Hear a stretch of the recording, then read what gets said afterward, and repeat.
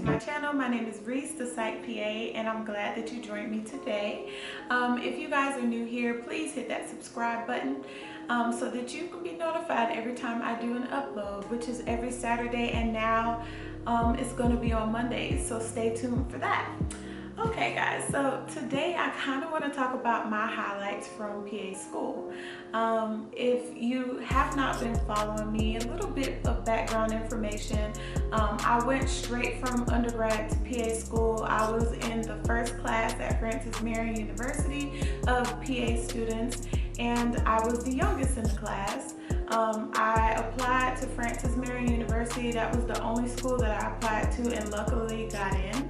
I had all my information in a good time period, enough to be a part of the first group of people who also got interviewed for the program. So God has blessed me tremendously with that, and I had an awesome opportunity to receive my education and receive my master's degree there. So yeah, so today I kind of want to talk to you guys about my highlights of PA school, my highlights, the good and the bad. So one of my favorite highlights from PA school was when we had to learn how to start doing OSCEs, right? I sucked when we first started. We had one of the faculty pretend like he had a head injury. But it didn't come off like that to me at the time. I think it just went way over my head. I was thinking too much. I wasn't thinking enough, and I ended up missing the whole thing. Turns out he had a concussion, and I forgot what I diagnosed him with, but it was the funniest thing because we all have cameras in the rooms that we did OSCEs, which were set up just like doctor's offices. We had a chance to play back and listen to ourselves, and I was like, boy, oh boy, oh boy, did I mess up. It's like a constant roller coaster in PA school, and then you graduate and you pass your boards, and then you're like, oh yeah, I got it. And then you get out into practice and it's another constant roller coaster of, I think I know what I'm doing, I know what I'm doing, why did I ever think I knew what I was doing?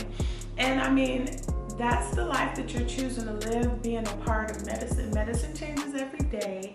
You're never gonna know anything, so be humble, sit down. You're gonna get better over time when you constantly do something over and over. You're gonna grow as a clinician / provider. But when you're fresh out of school and stuff, yeah, there's a lot you know, but then there's a lot that you don't know. And one of the things that we were taught in PA school was know what you don't know, and always know what you don't know, so that you're able to consult with others who might know, or you have the resources that you need for what you lack in. Because nobody's good at everything, and everybody has their special thing. And for me, that was psychiatry, and I didn't even choose psychiatry. Psychiatry chose me. And I think I finally realized that, like I said in other videos, when we were reviewing for the pants in class, and we had our medical director sit up there, and he said, what's something that we use every day to increase prolactin? And I was like, antipsychotics. It just came out my mouth like, duh. And ain't nobody else in the class answer, and I'm pretty sure my other classmates knew it, but it was just the fact that it just comes off so naturally. Like, psychiatry was something I never really had to study in school. I just loved it. And to think, like I said in previous videos too, that I was actually scared to go on my rotation in psychiatry because of the stigmas in society against mental health. And so I absolutely love what I do every single day. I am the happiest person, the happiest I've ever been, I think, on any job. Even out of all my retail jobs that I held. I mean, like, seriously, I love what I do. But anyway, another highlight for me was, oh no, okay. So,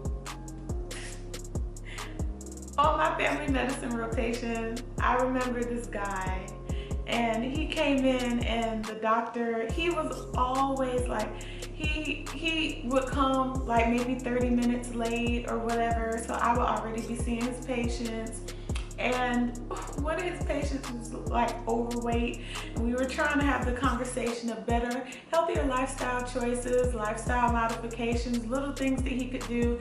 And the family medicine provider that I was following at the time, he was so awesome. Like, he would do the work of making the meals for you, like on a piece of paper, like breakfast, lunch, dinner, and snacks.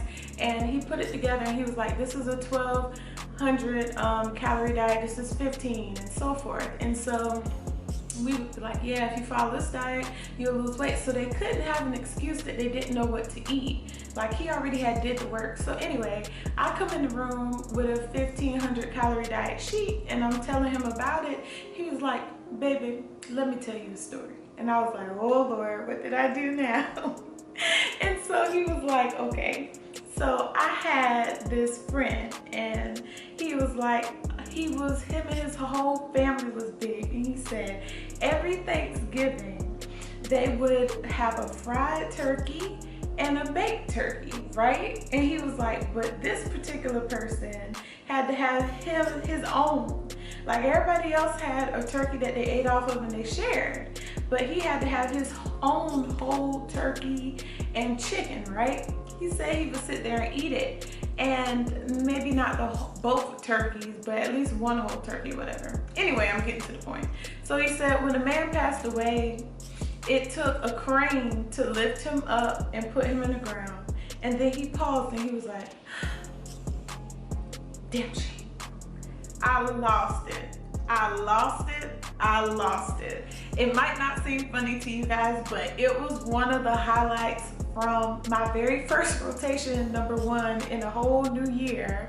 And yeah, he was hilarious the way he talked about his friend. But anyway, that was another highlight.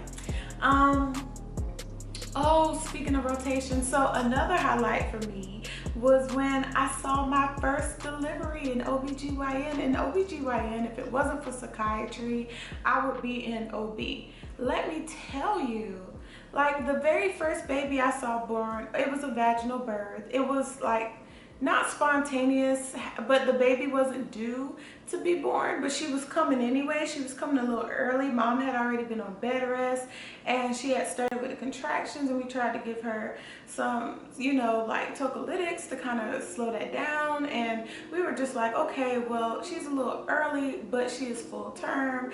And the doctor I was following, she was like, come on, we're gonna have a baby. We're gonna have a baby. It's time. You know, whatever we have to do, we'll handle that. We'll cross that bridge when we get there. Luckily, the baby was born, and nothing was wrong with her. She wasn't cyanotic. She was good weight, etc., etc. APGAR scores were good, whatever. But when I was like, okay, I've never seen a birth before. I hope I don't pass out. I was so scared. I was like, I hope I can be able to take this. And then I started thinking back. I was like, wow, I've done CNA for 3 years, which is tough. I've done in-home. I've done nursing home. I was like, I've seen things and dealt with things before, so I was like, I shouldn't be passing out. I've been on my surgery rotation. I was like, I can do this. Get in there for the baby to be delivered, and I was asked to hold one of the legs while she was pushing, and when the baby came out, it's almost as if that was my baby. It's like, you know, women, we have that, you know, that whole love type thing. I don't know how to explain it, but when I saw that baby, I was like, oh, and everybody in the room was crying, and I was crying too. Like, you would have thought I was part of the family. And at that moment, as far as I'm concerned, I was a part of the family. Like, I was like, oh, and we were all crying, and it was wonderful. It was awesome. I can talk about this all day, so I'm gonna stop after this one. I was asked to do this video on Instagram by one of my followers. I was like, what is your highlights of PA school? I was like, oh, I didn't even think to go back and try and do that. So I was like, sure, I'll make a video on my highlights in PA school. But anyway, my last one was like something I struggled with in PA school when we first started doing it was suturing. How you hold the needle drivers, and I mean, like the constant clicking, unclicking, clicking, unclicking, and I was over it. But after I got the hang of it, I was a beast. And I don't think I knew I was a beast until my very first day on my surgery rotation. The doc asked me to close. I said, okay, handed me that needle driver. I said, zoop, zoop, zoop click, zoop click, toxic, zip, zip. I was like, dang. So then when I finished, he was like, that's the best I've ever seen any of the students that came through here, even the medical students, suture.